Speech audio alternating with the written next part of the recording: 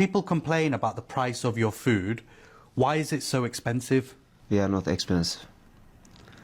This is, perception, not reality. Our product, best of the best. If one person was to come to your restaurant, though, how much would they spend on ordering food? $15 possible, 100 possible. Videos of the incident went viral on social media, amassing millions of views and drawing global media coverage. Turkish police launched an investigation, questioned 2 employees involved in the stunt, and Azur issued no immediate public statement, but operations continued. He was the man who made seasoning a steak look like a religious experience. A single flick of his wrist turned him from a Turkish butcher into one of the internet's most recognizable faces. Salt Bae was once the literal embodiment of modern virality.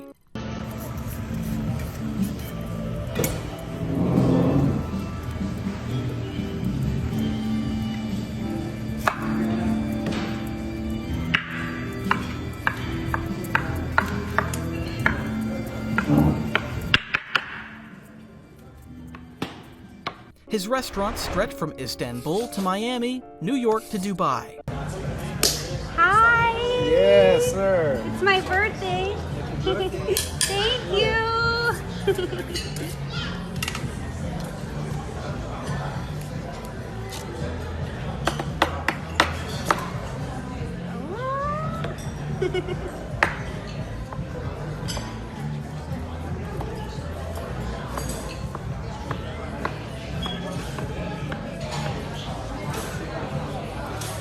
Thank you so much. We love your food. That's it, man. Thank you so much. Celebrities lined up to meet him. The late Diego Maradona, Al Pacino, Lionel Messi, and even Steve Harvey. Each one captured mid-bite, fed by his hand as if part of some lavish ritual, all filming their own Salt Bae moment. A 10-second clip made him a meme, and that meme made him a millionaire.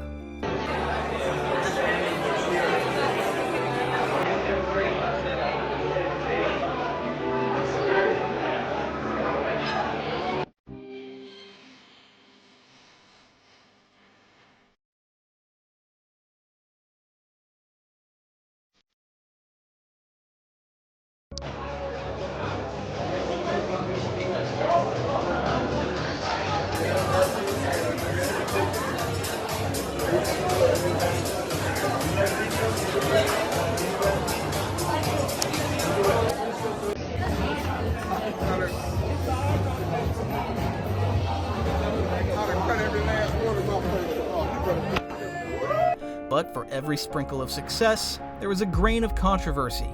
The same internet that made Salt Bae famous would soon tear him apart, frame by frame. Videos of him slicing gold-covered steaks gave way to accusations of exploitation and greed. He was called tone-deaf, arrogant, a man addicted to his own reflection. One post would show a 37,000-pound dinner bill captioned, "Quality, never expensive." Another would show him hugging and kissing Venezuela's president, Nicolas Maduro, on the cheek while the country starved.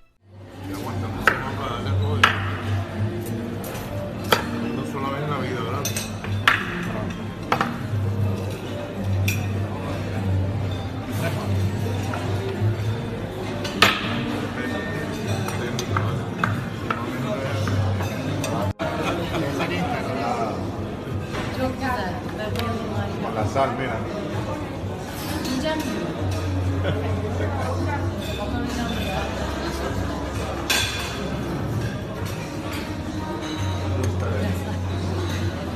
Nosotros estamos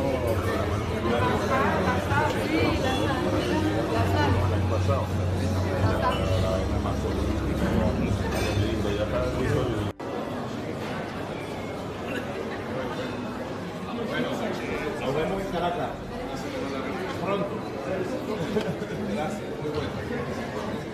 At his own restaurant in Istanbul, 4 diners were set ablaze during one of his fiery stunts, leaving a model hospitalized with third-degree burns.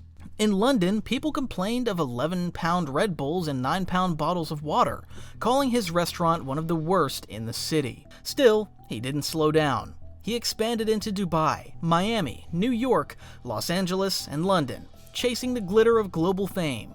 He opened burger joints that sold $100 gold-coated patties, posted photos of $100,000 receipts, and built a following of over 50 million on Instagram. But behind the glamour were lawsuits, tip theft allegations, and staff who described his management style as dictatorial. When the 2022 World Cup ended in Qatar, Salt Bae forced his way onto the pitch, pestering Lionel Messi for selfies.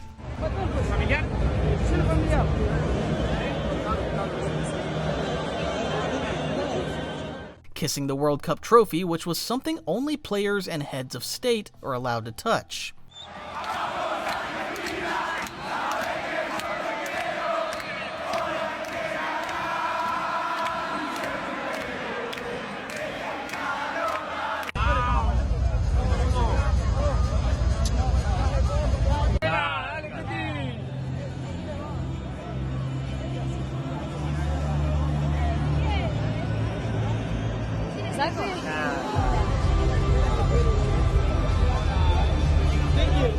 FIFA investigated and then banned him from future events.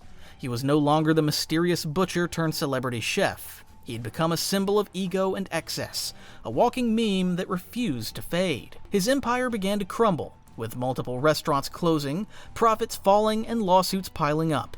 In 2025, even his flagship London location reported declining revenue that led to losses to the tune of over £5 million, and the once endless lines outside his steakhouses had vanished, resulting in the closure of 5 locations. Salt Bae, who once made the world hungry for his charm, was now being eaten alive by his own fame. The story of Nusret Göçe started long before the sunglasses, the white shirt, and the viral swagger. He was first a boy from Pashali, a small, forgotten village in eastern Turkey. Nusret Göçe was born in 1983, the son of a miner who spent most of his days underground.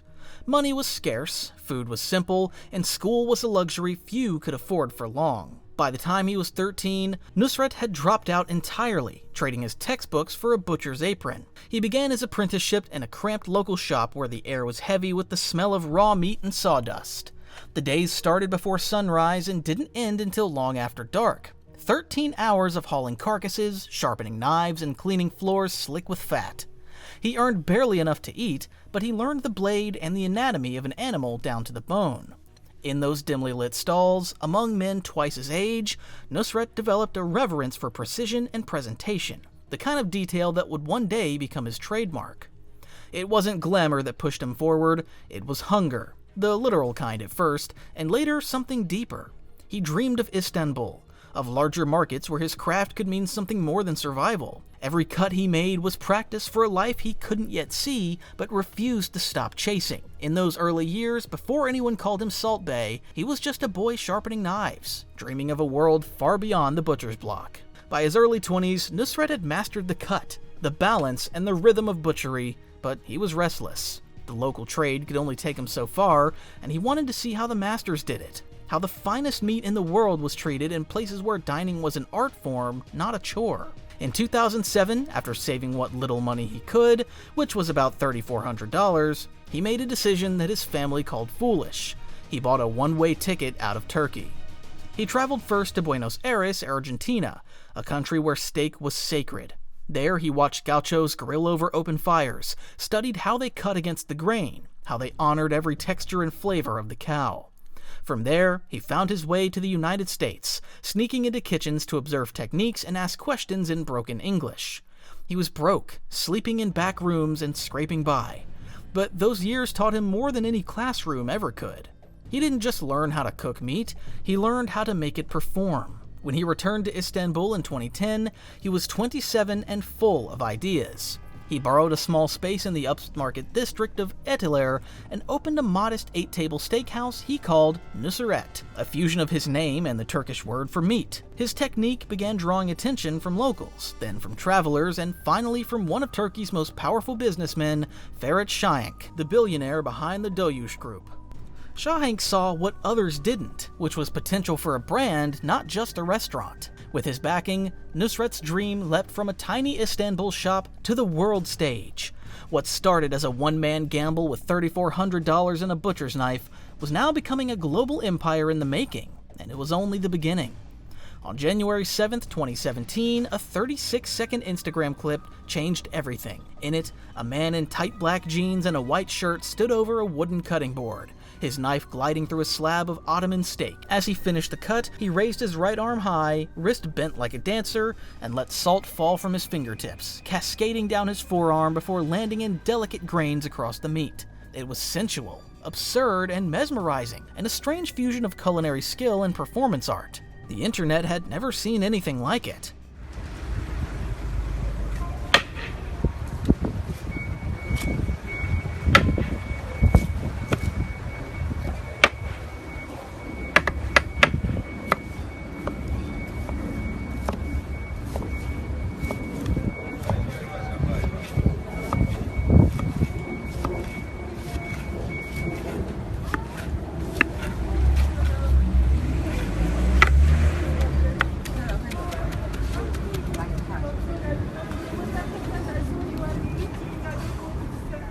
By the time the clip hit its first million views, the comments had already given him a name: Salt Bae. Within days, the video had spread across every corner of the web. Twitter edits, GIF loops, remix memes. Celebrities were posting it. Leonardo DiCaprio watched him slice steak in Istanbul with fascination. David Beckham mimicked the salt pose on his own feed and was also seen in the restaurant. Halloween that year was full of white-shirted imitators flicking imaginary salt in bars and dorm rooms.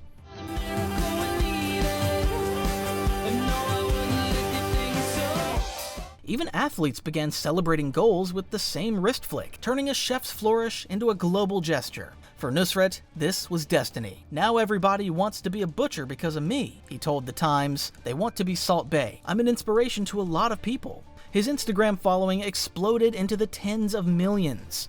People weren't just coming to eat steak anymore, they were coming for him. The performance, the photo, the sprinkle. In a world obsessed with virality, he had turned a pinch of salt into a passport to fame.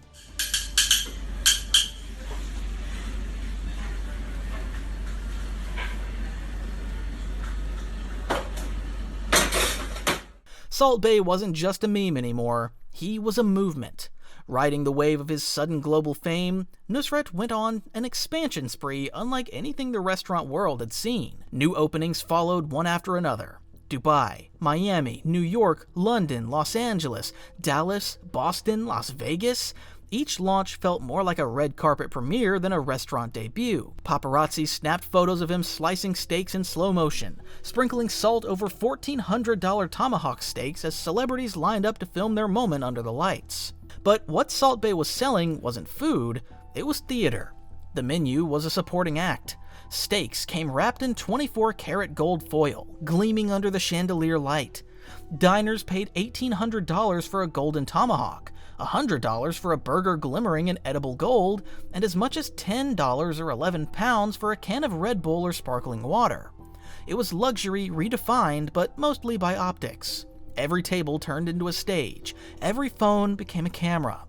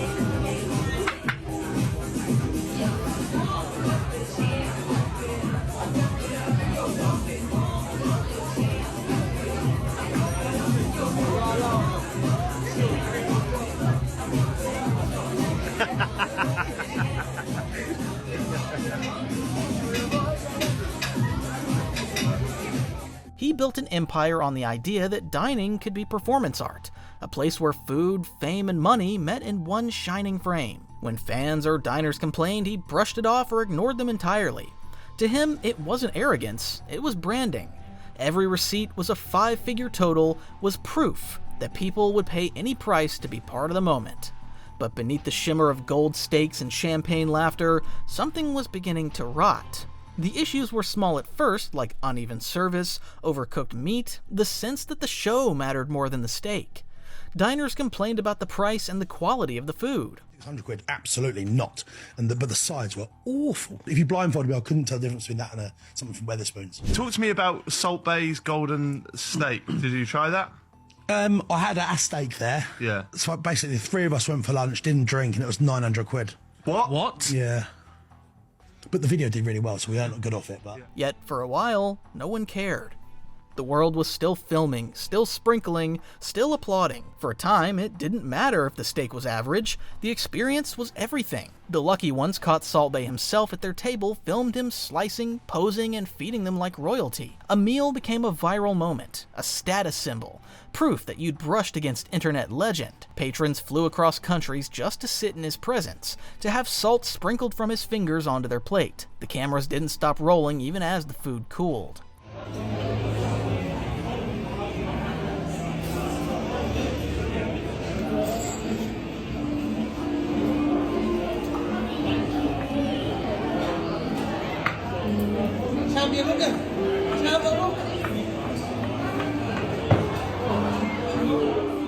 But the problem with selling access instead of flavor is that access doesn't really scale.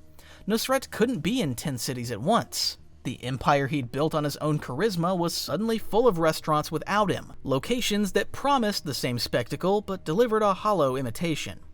At the New York and London branches, customers complained that the magic was gone, that the servers mimicked his movements without the same flair. The gold leaf remained, the prices remained, but the energy didn't. Without Salt Bae himself, the illusion meant nothing. The empire had grown too big, too fast, stretching a single man's image across continents. The brand's equation was simple and unsustainable. Experiencing something greater than food was a fragile value proposition.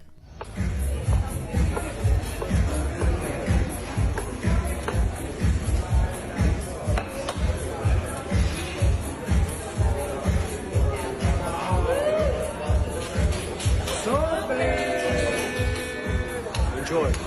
Thank you.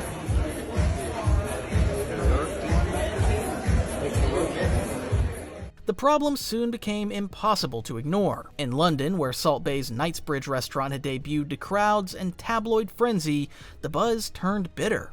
Within months, the place was ranking near the very bottom of TripAdvisor, 14,000th out of over 22,000 restaurants in the city, with an average score of 2.8 stars, which is remarkably low. Reviews poured in, calling it terrible, expensive, and not even good enough for the hype, with future diners advised to not go there at all. One claimed in a video that the sides were so awful and cold, they could have come from a pub microwave.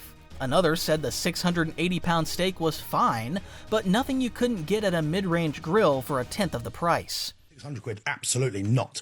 But the sides were awful. If you blindfolded me, I couldn't tell the difference between that and something from Wetherspoons. Talk to me about Salt Bae's golden steak. Did you try that? I had a steak there. Yeah. So basically, the three of us went for lunch, didn't drink, and it was £900. What? Yeah. But the video did really well, so we earned good off it. But Across the Atlantic, his New York burger spin-off met the same fate. Promised as a more casual way to experience the Salt Bae brand, it became infamous as one of the worst restaurants in New York City. Customers complained about the $100 gold burgers. Flashy, dry, and flavorless. The buns glittered, but the meat underneath was rubbery and bland. Others described their steaks as burnt on the outside, raw inside, while some got the reverse, gray and tough. It was a pattern repeated across reviews from Miami to Boston. The show was there, but the substance wasn't. The same diners who once paid extra just to be filmed now started uploading their disappointment instead. One video review summed it up perfectly. If you blindfolded me, I couldn't tell the difference between this and a chain steakhouse. £600, absolutely not. But the sides were awful. If you blindfolded me, I couldn't tell the difference between that and something from Wetherspoons. As the reviews worsened, Salt Bae's response wasn't humility, it was hubris. His Instagram morphed into a shrine to his own legend. Between shirtless gym selfies and flexed poses in designer suits, he began posting restaurant recipes like trophies. An $8,000 dinner bill here, a $47,000 table there, and one staggering $167,000 check captioned with his signature phrase, "Quality, never expensive." Each post was meant to awe his followers, to remind the world of his luxury, but it only deepened the divide between the image and the reality. In interviews, he doubled down on the same mantra, spoken with the same calm certainty. We are not expensive. Quality never expensive. To him, the numbers weren't obscene. They were proof of status. He saw himself not as a chef, but as a brand, an inspiration. Now kids want to be Salt Bae, he told one reporter. I'm an idol. The problem was that the world had stopped seeing him that way. His endearing confidence now looked like tone-deaf arrogance. Salt Bae's empire wasn't just crumbling under bad reviews, it was now colliding with politics. His first brush with controversy came not long after his viral explosion, when fans scrolling through his Instagram unearthed an old photo of him paying tribute to Fidel Castro just days after the Cuban leader's death. The timing couldn't have been worse. He had just opened a restaurant in Miami, a city home to nearly 500,000 Cuban exiles, many of whom had fled Castro's regime. The image of Salt Bae mourning a dictator didn't sit well. Local patrons began canceling reservations and calling for boycotts. "Good luck staying in business, Salt Bae," one comment read. "He should open a restaurant in Cuba and sprinkle his salt over there." Another customer who had 2 reservations at his Miami branch said, "I got a reservation for this upcoming Friday. Eat a dick, Salt Bae." The backlash grew loud enough that he deleted the photo entirely, hoping the moment would pass. But it was only a preview of what was to come. Less than a year later, in September 2018, a far more explosive scandal erupted when Venezuelan President Nicolas Maduro dined at one of Salt Bae's restaurants in Istanbul. At the time, Venezuela was in free fall, the economy collapsing, food shortages leaving families starving. As images surfaced of Maduro feasting on tomahawk steaks and puffing cigars while Salt Bae personally served him, outrage spread across the world. "As a Venezuelan, it angers me seeing my president feasting on a meal while my family is starving," one comment read. Another went viral. "Food tastes better when you know the folks back home are dying of hunger."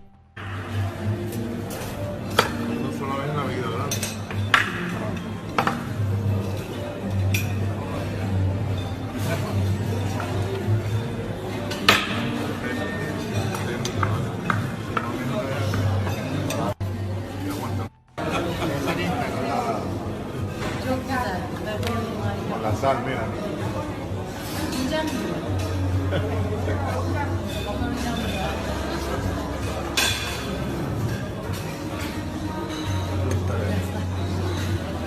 Nosotros estamos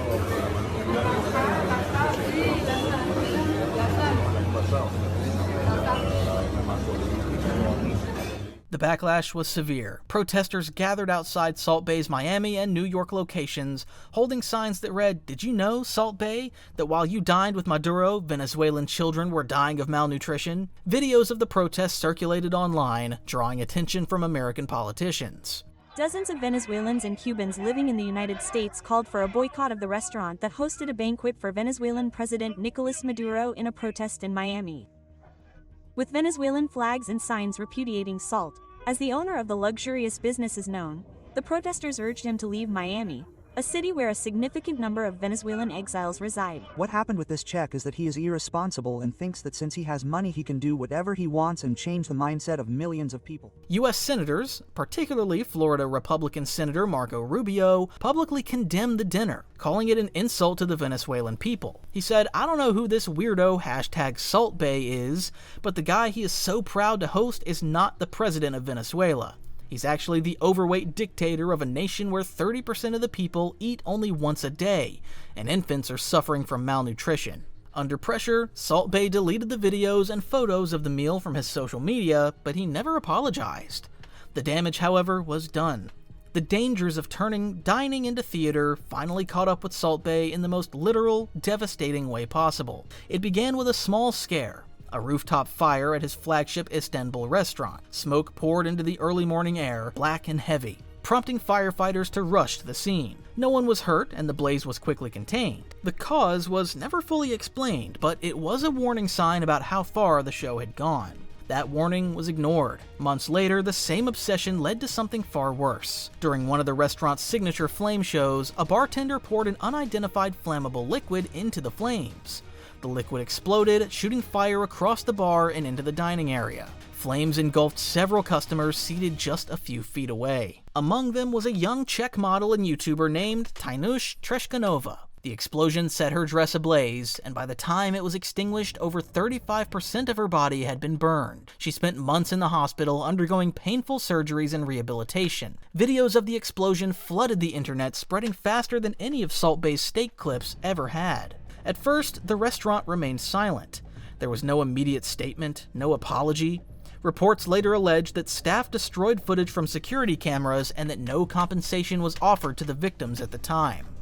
A year later, press coverage confirmed that Tynush had received no restitution for an incident that permanently changed her life. When Salt Bae finally did pay compensation months down the line, it wasn't even to the victims of the fire, but to 4 of his former employees in an unrelated lawsuit. For a man who had built his fortune on this was one performance that left scars. Not on the internet, but on real people who had simply come for dinner. Behind the gold-plated steaks and choreographed smiles, Salt Bae's empire was built on an internet culture that many of his former employees would later describe as toxic, controlling, and exploitative. As his fame grew, so did the number of complaints from the people who worked behind the spectacle. In city after city, from London to New York to Miami, former staff began speaking out about what life inside a Nusret restaurant was really like. Words like dictatorial, authoritarian, and God complex appeared again and again in their testimonies.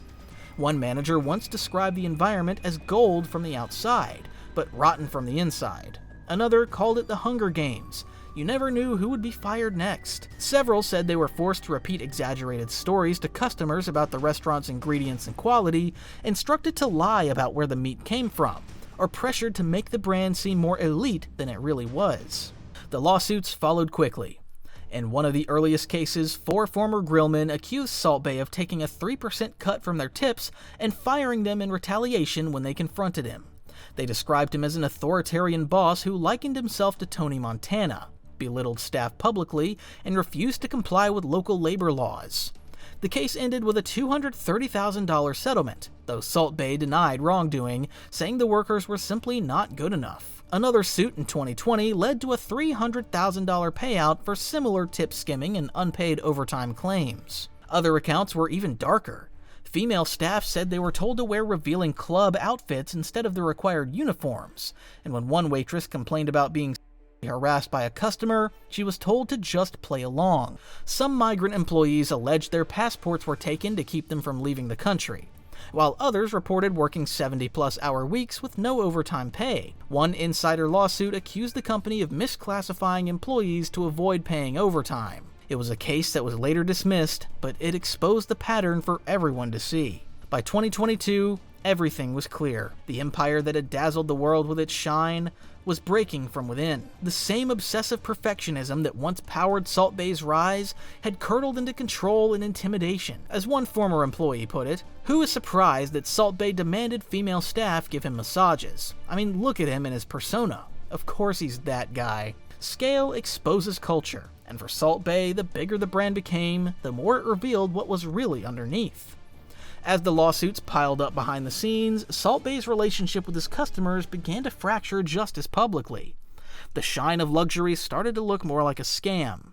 The illusion that had drawn people in, that they were paying for unmatched quality, started to crumble the moment receipts began circulating online. There were the viral examples, but the breaking point came with a story out of Miami that symbolized everything wrong with the empire. A customer named Dwayne Miranda had ordered 2 standard $275 tomahawk steaks and a rack of lamb for his table.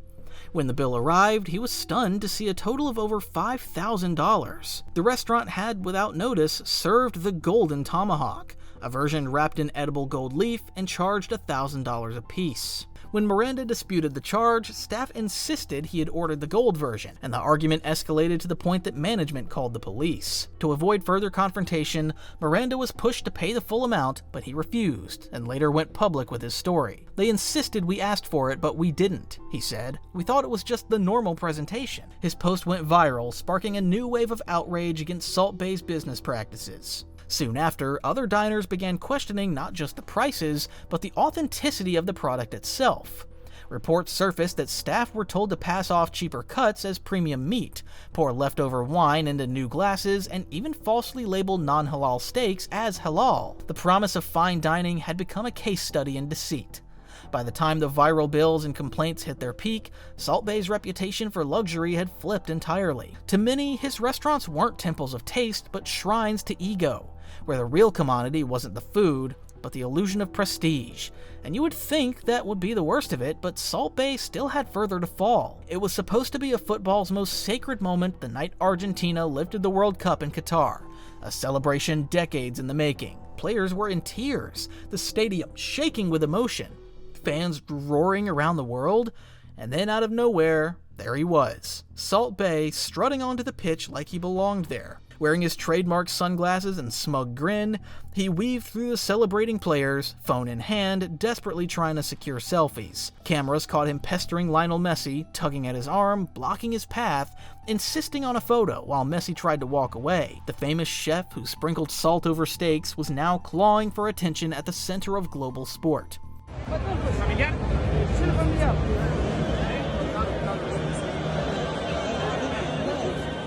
But it didn't stop there. As the players cradled the World Cup trophy, an object that only the champions and heads of state are permitted to touch, Salt Bae grabbed it. He posed, kissed it, even bit one of the players' medals for the cameras.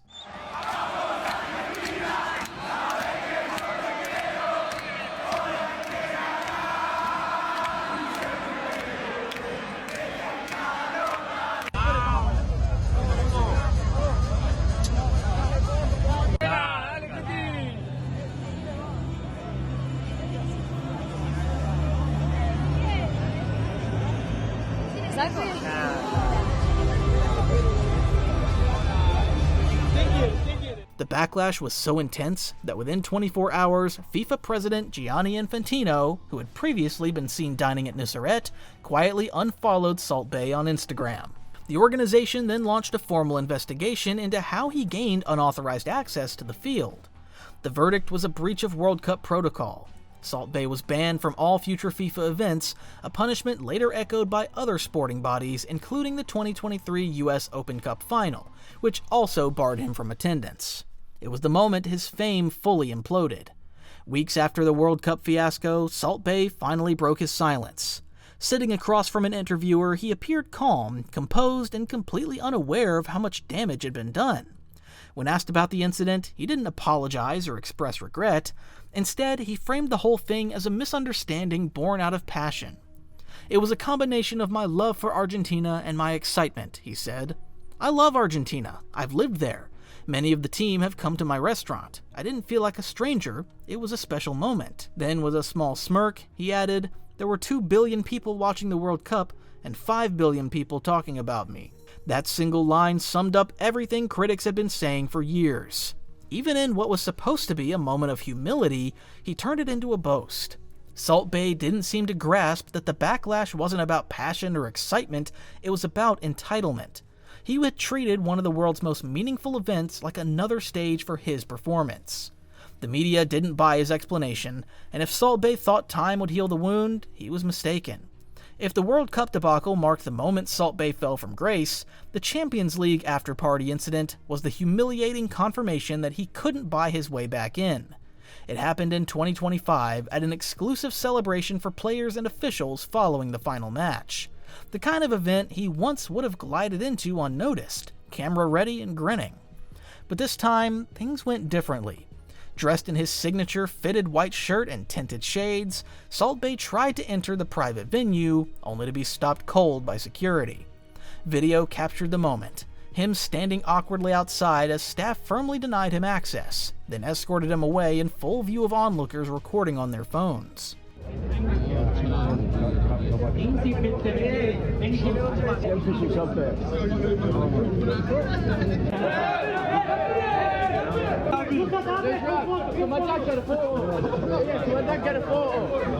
I'll get one.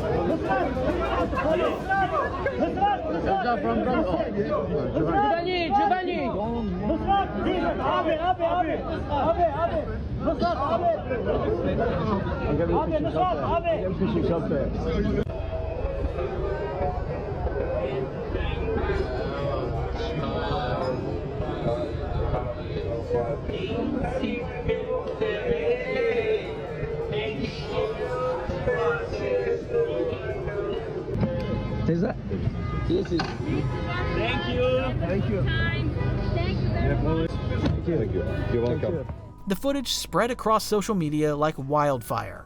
Headlines read, "Salt Bae denied entry to Champions League after-party," and tabloids framed it as poetic justice. A man who had once forced himself into history now couldn't even get through the door. Comment sections lit up with mockery. "Most deserved. He's so washed it's unreal," one user wrote. Another joked that he thinks he could be there because he can sprinkle salt of his elbow onto steak. In a last-ditch attempt to control the narrative, Salt Bae posted that he hadn't been there for the party at all, just to meet fans and sign autographs. His statement to a news outlet read, "After the Champions League final match, we arrived at the hotel in UEFA bus. The reason we were there at that moment was because of our thousands of fans who wanted to see us there. As always, I was in that area to return their love and to take photos. Due to the busyness that occurred, while I was waiting for my vehicle to go to my own hotel, my back turned in front of the door, there was a directive from Mr. Dorman. There was no organization like invitation party in the middle, hence the news that I was not included in the party. It's all just baseless." But nobody bought it.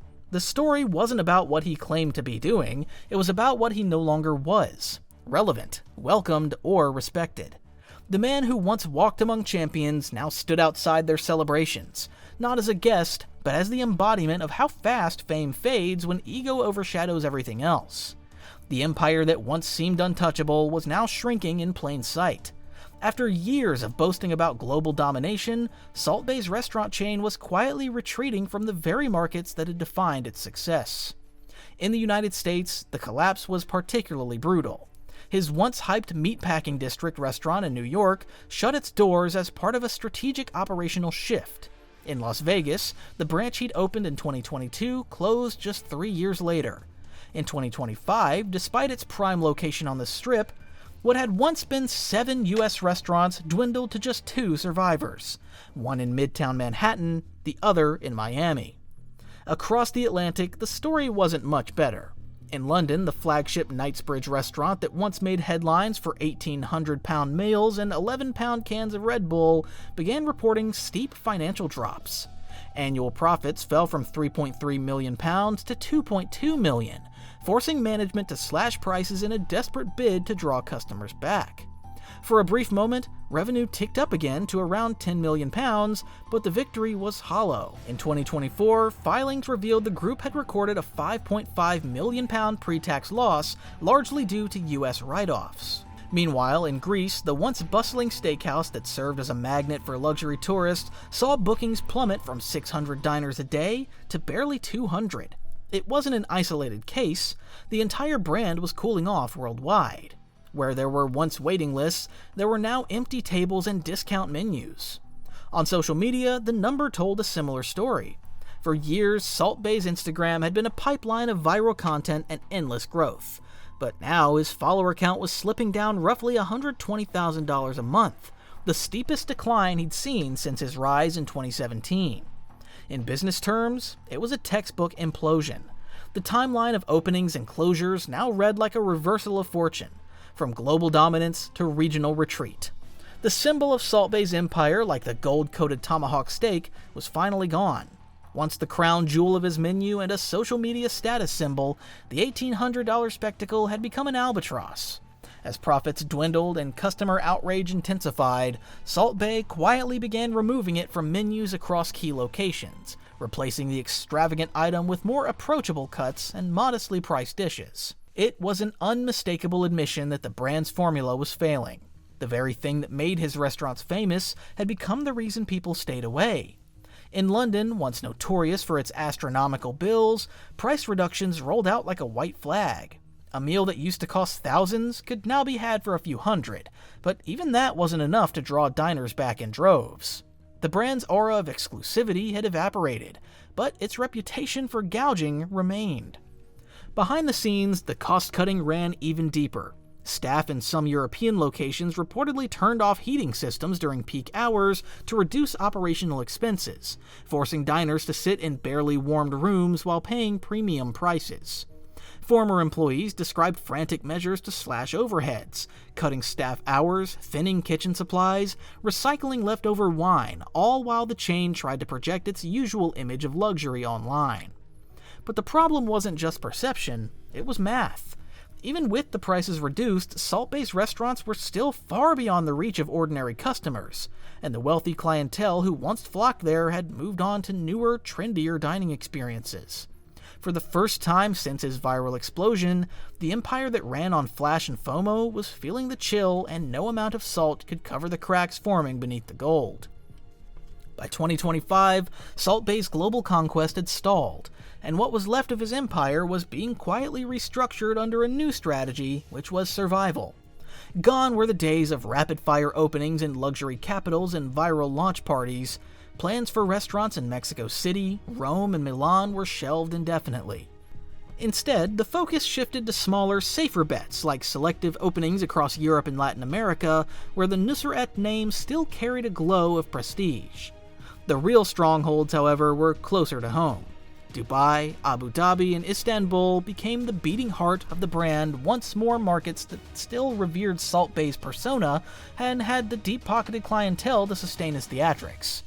In these cities, the chef remained a local icon, more myth than man, his image plastered across billboards and airport lounges.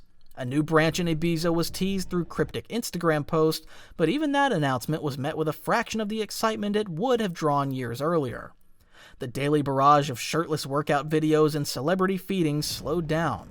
Instead, Salt Bae's post featured construction clips of new restaurant interiors, reels of marble counters being polished, and slow-motion teasers of yet another Nusret sign being unveiled, which was an indirect attempt to project resilience. But the influencers who once lined up to film with him were nowhere to be found. Salt Bae's rise wasn't an accident. It was a perfect storm. His success tapped into the deepest mechanics of the internet, a visual hook, a simple ritual, and a symbol of status that anyone could imitate. The timing couldn't have been better. Instagram and Twitter were at their cultural peak in 2017, the age of the looping clip, of short attention spans and perfect aesthetics. Salt Bae's videos fit that ecosystem like a glove. The experience he offered was rare, almost ritualistic, to be served by him.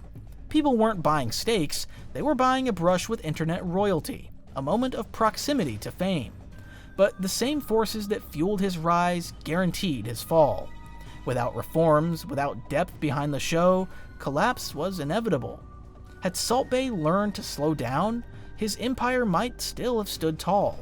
The formula for redemption wasn't complicated, it just required humility, something fame had long since burned out of him.